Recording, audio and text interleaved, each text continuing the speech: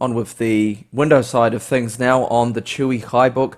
So if you've seen my unboxing, you would have seen the design of the tablet, and if you've seen the Android review, there's another video that's in the playlist for it. You see that I'm happy with the build, definitely like the keyboard, but as mentioned, just get straight to the point here that there is a bit of a problem with the ports on here. Now these ports will allow you to access flash drives, the two ports here on the either side of the dock. You've got a USB 2 port. They're the only full-size ports we have. Otherwise, you do need to use an adapter like this one here for the USB Type-C port. The problem is, now I have here a 1 terabyte drive that I would like to access. Plug it in. And I don't know if you can hear that, but it's clicking on and off all the time. Now the light has come on, but it's just not generating enough power both of these ports for me to be able to actually access this hard drive. For me is a bit of a problem because I do like to have access to hard drives. So straight away, if you're thinking about this model, just bear that in mind that this problem doesn't seem to have been fixed by the latest BIOS update at all. So if you want to use ports for that, you can't, but it's not all bad news because we still can, at least at USB 2 speeds, access this hard drive now via the Type-C port. Well, that should be accessing it. There we go. That is going to work. So at least we do have that option. But you see the white light here means USB 2 speeds and blue would mean USB 3. This is meant to be a USB 3 Type-C port, but it doesn't seem to be for me. So the whole point of having this port on the tablet to me doesn't have any real practical benefit apart from the fact that it's going to charge a little faster. As mentioned in my Android review, you will probably get around full charge time of around 3.5 hours versus the Cube, which is a similar tablet to this one, the Cube iWork 10 Ultimate, takes around about 4.5. So you save yourself maybe not even actually an hour, maybe 40 minutes. That's the only real benefit of having that port on there. Now, as mentioned too in the other Android review, the whole back of it's metal, and where the wireless antenna is probably located just along the top here. I have noticed that the Wi-Fi strength on this isn't as good as what it could be if they did include plastic along the top there like the Cube iWork 10 Ultimate has. I do have a comparison video of both of those tablets where that is actually mentioned there. And the wireless speeds that I can get out of it when you're close enough are fine. The problem is the range, I think, just tends to suffer a little bit because of that all alloy back plate that it has on there. So at the moment I'm on a temporary connection using my 3G modem that I have. And those speeds are actually around about what I can get maximum speeds. They're not too bad. Nothing really to complain about it. Now, other benchmarks were actually a little lower than expected. Here's Ice Storm Extreme 1.2. And the CloudGate score is actually not disappointing. This one is probably one of the highest scores I've actually seen on an Atom X5 Z8300. Normally you get around 10,000, 10,100, but this is quite high. The standard Ice Storm 1.2 score, a little low, I'd say. Not as high as I expected. I mean, it's actually not that bad though for the chipset. Geekbench 3 score, marginally lower, definitely lower than what we got in Android. And the other benchmarks that I did run, we have the eMMC, which is a Hynix brand one, which is good to see, and those speeds are good for an eMMC 4.5.1 spec drive. This isn't bad at all. Reads over 100, I consider any reads over about 100 to be good. The writes of almost 80 are fine, and the 4Ks there, not bad, considering sometimes we do see 4Ks of only 1 or 2 megabytes per second. On some of the eMMC brands we get like the B-Wins or the 4C ones, which are the poor ones, but the Hynix is a proper brand there. They also make RAM and well known. So just to mention a few other things about the tablet. Now, the brightness of the screen is good, gets up to about 330 lux, same as Android. But in order to get the maximum brightness out of it, you do have to disable the adaptive brightness. There is an ambient light sensor right here that will control the brightness. So if you want to get that full brightness, you have to go into the settings. I think it's under power, and turn that off to get the full brightness. I've noticed that the touch accuracy isn't as good as Android, and it's not as sharp as I would like it to be. When it comes to accuracy, sometimes minimizing, here I'm actually doing okay, probably because it's live on video. I've noticed that sometimes I do have trouble just switching around. It's not quite as accurate as I like, but it's okay, but I find that the touchscreen was definitely better on the Chuwi HiBook 10. And there is some light bleed along just the right hand side here. It's a little hard to see at certain angles. If I bring the screen closer up to the camera, you might be able to actually see that. So if I just undock it there, you have a look here. Some of the colors are coming through. Now, full brightness here at 100%, maybe it's a little more obvious there. You can see just a little.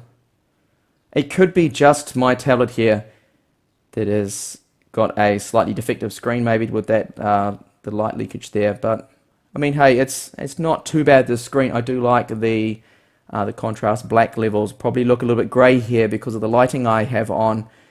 And there's still the screen protector on, but the first layer of the screen protector has been taken off. But I keep that on because you don't have Gorilla Glass on these tablets, so not scratch resistant.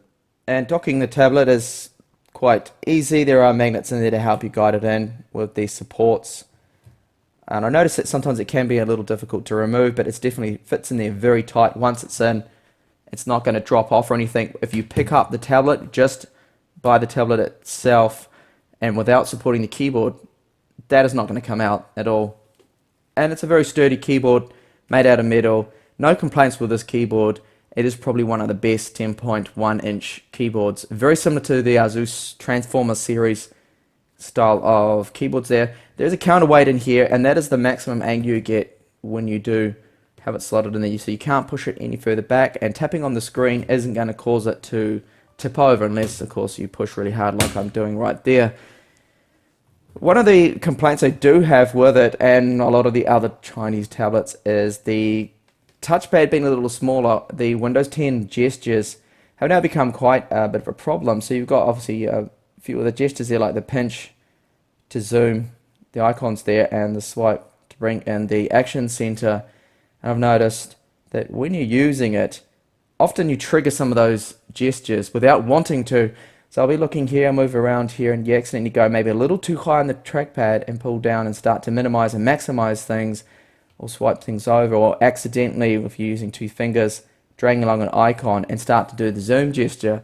It can be a little frustrating and annoying there, that sometimes can make you quite mad. I know I find it quite annoying, not on this particular model, but the other Chuwi, the Chuwi Hi12 keyboard.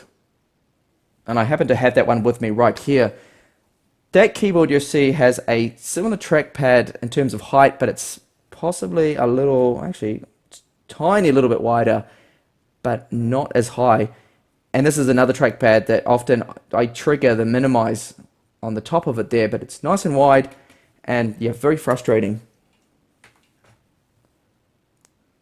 So just have a quick look now at how the sound is like on this. I'm just going to go over to YouTube and load up a carbon-based Lifeforms track. Someone that won't give me any copyright issues. Okay, so that didn't work. There we go. So the trackpad there was all over the place. I don't know what's happening there, but you see that? I'm not sure what's going on. And I'm not actually going to edit this out. See, that is the trackpad or the touch screen playing up on me. And if I remove it from the dock, ooh, that is hard to get out. Sometimes it feels like you're almost going to break it. There we go. Hopefully now it's going to allow me just to delete that. I don't know what is going on here. It's playing up. That is not good. Backspace. There we go, finally. Okay, a few problems there. So we'll try again, YouTube. But I'm going to leave that in the video edit. My videos are typically quite raw.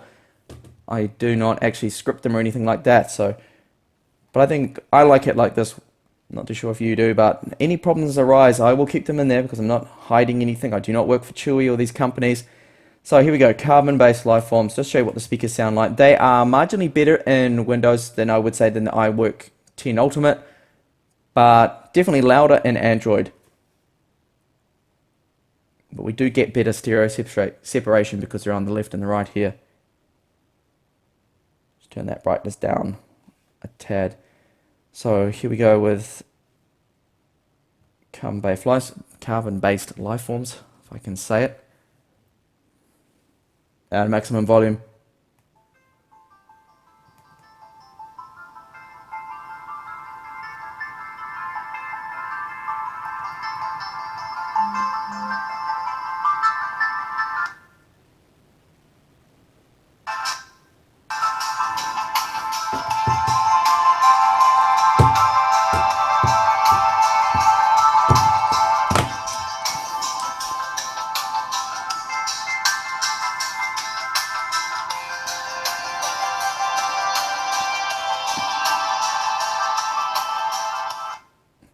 Okay, so they're not the best speakers you'll hear, and certainly not the loudest.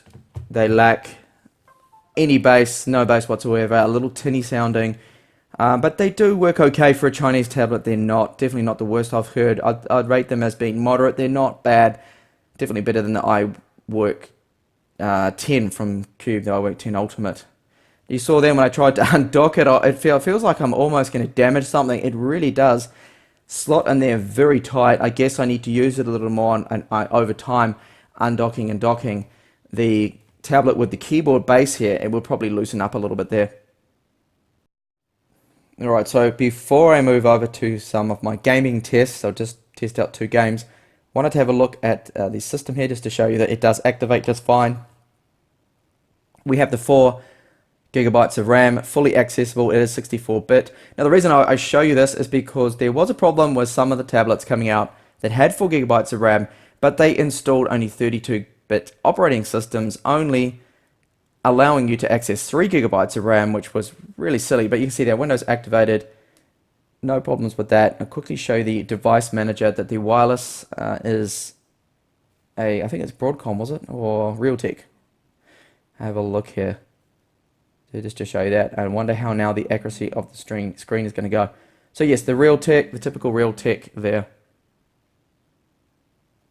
So that one is only wireless in 150 megabits per second and supports only the 2.4 gigahertz bandwidth. The disk drive, of course, I've already showed you that, is the Hynix right there. And micro SD card support seems to be okay.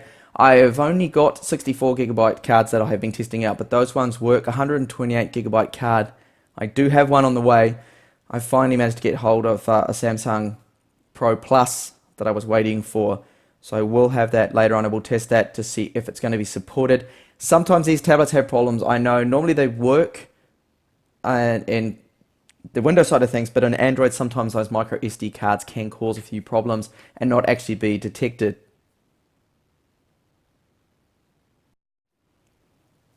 Alright, so a quick look at gaming. Now I have HW info running here in the background, as well as MSI Afterburner, just to have a look at the frames per second and temperatures.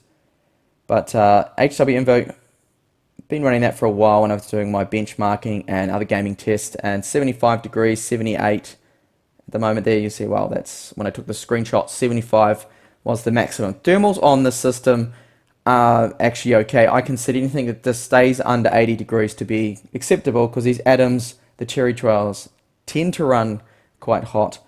So let's have a look now and see how Counter-Strike runs.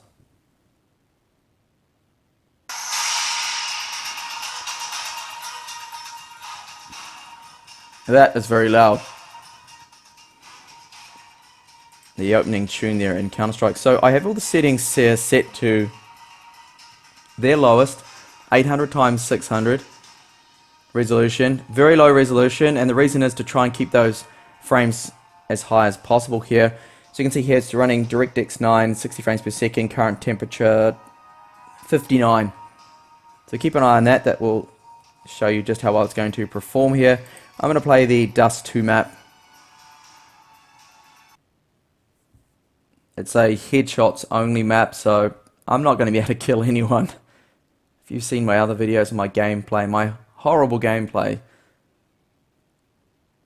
you'll know by now that I'm not capable of actually being able to kill anyone, especially when it's headshots only.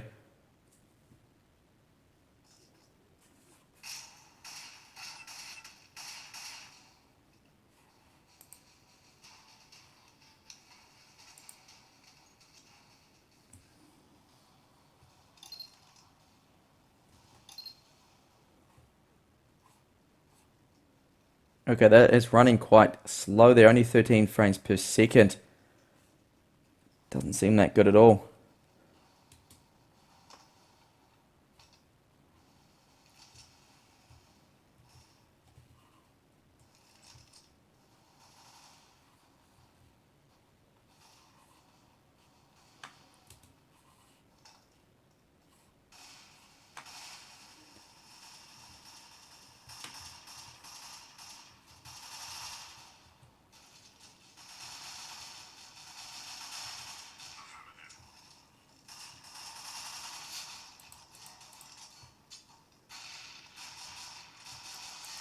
Oh, he's right in front of me.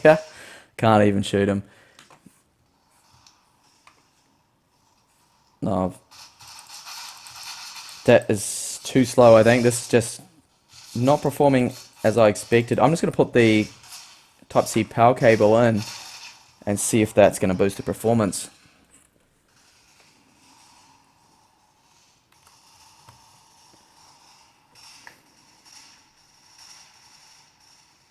Honestly, I don't think that is helping at all because it's still running around. Oh, there we go, 17. Perhaps a little better. Oh, and look at that. I missed that shot. I'm absolutely hopeless. So this game is performing quite poor, actually. Don't think we need to see any more of my horrible gameplay there. So next up, I'm just going to quickly test out some League of Legends, see how that runs. So it's a custom game, Summoner's Rift map, with one bot on my side and 2 on the opposition. We'll see how this runs.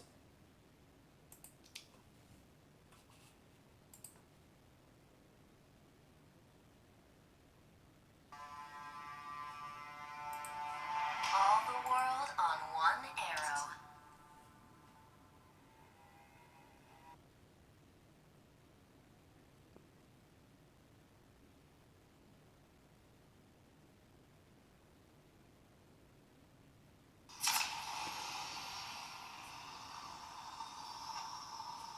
Okay, so let's have a look. That is not running good at all, but that's just the default settings the game has chosen for me.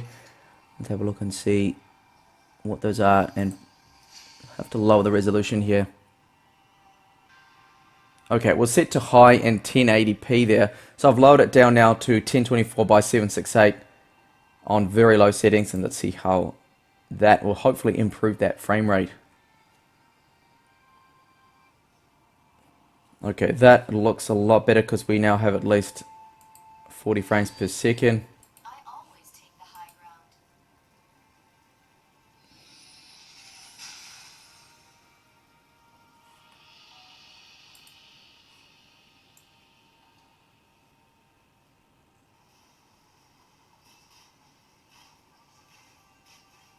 So it does look like it's going to at least be playable at this lower resolution and settings.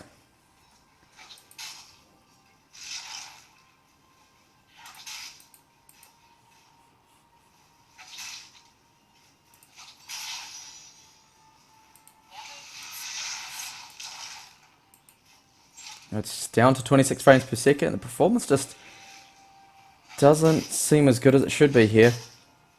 It's a little disappointing, to be honest. Swiftly now.